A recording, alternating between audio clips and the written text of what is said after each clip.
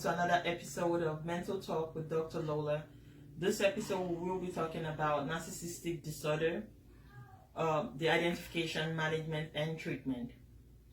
Narcissistic personality disorder is defined by the American Psychiatric Association, the 5th edition of Diagnostic and Statistical Manual of Mental Disorder, as a recurrent pattern of grandiosity, need for admiration, and lack of empathy.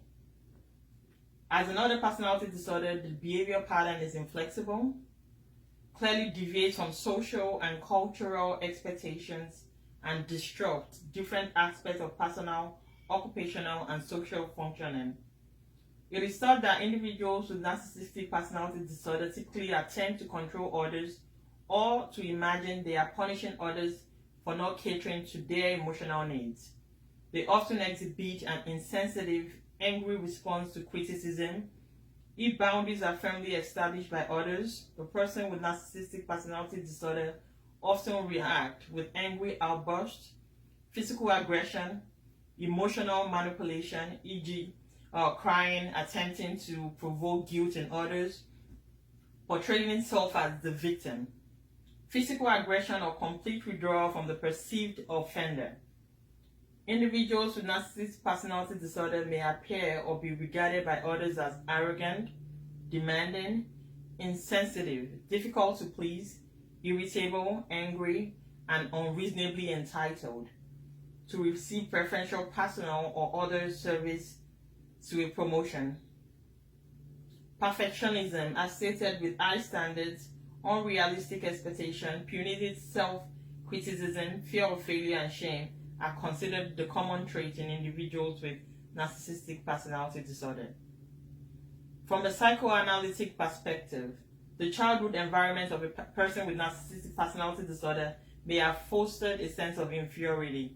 So as parents, as we grow in, we need to make sure we boost the kids' self-esteem and make sure also that they are not overly pampered. Narcissistic personality disorder, again, may have fostered a sense of inferiority in the environment, poor self-esteem, intense self-criticism. Narcissistic traits emerge as mechanisms to protect a fragile and damaged ego from further emotional injury, thereby avoiding conscious awareness of low self-esteem and loss of internal control. The diagnosis of narcissistic personality disorder requires an experienced mental health clinician because many of the diagnostic features of narcissistic personality disorder are common to other personality disorders like borderline personality disorder, antisocial personality disorder, and obsessive compulsive disorder. But to make the proper diagnosis according to DSM-5, the individual must meet five of the following criteria: have a grandiose sense of self-importance, be preoccupied with thoughts of unlimited success, power, brilliance, beauty, and/or ideal love, view him or herself as exceptionally special and unique, require excessive admiration, and have a sense of entitlement, be interpersonally exploitative, lack empathy, be often envious of others or believe others are envious of him or her, or exhibit arrogance. Patients with narcissistic personality disorder often exhibit poor impulse control. Many act without regard to risks. So the differential diagnosis may include mania, hypomania, major depressive disorder, dysthymia, and histrionic antisocial personality, and even paranoid personality disorder. So the treatment includes psychotherapy, psychodynamic psychotherapy, cognitive therapy, interpersonal therapy, group psychotherapy, dialectic behavioral therapy, and also pharmacological treatment.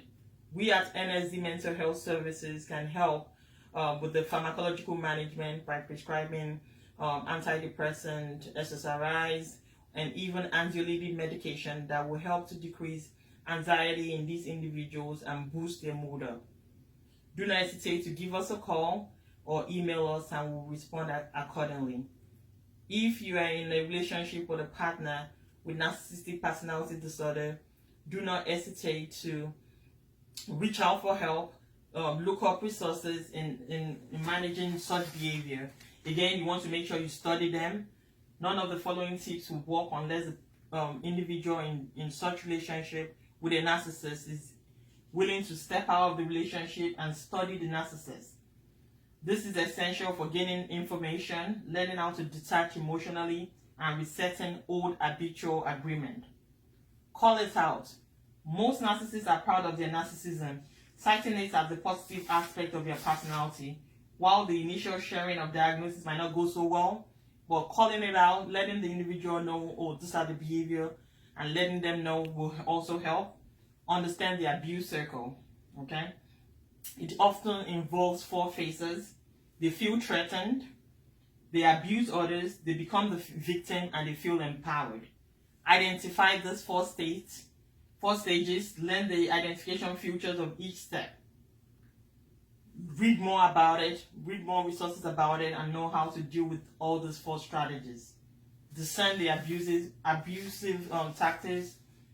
Play the game. Use your charm to draw others in by asking a question about the other person. Play a game to see how quickly the topic changes and try to better the time with each engagement.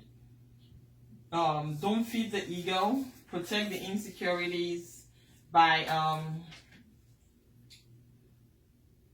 establish healthy boundaries, avoid embarrassment, and find the good. Okay, you also want to make sure you take good care of yourself while dealing with such individuals. Make sure you find activities you enjoy, and also personal goal. You can set a new goal for yourself. Learn how to swim, exercise at the gym, do things that helps to boost your mood up. I hope this information was helpful, and we look forward to the next episode of Mental Health Talk. Have a blessed day.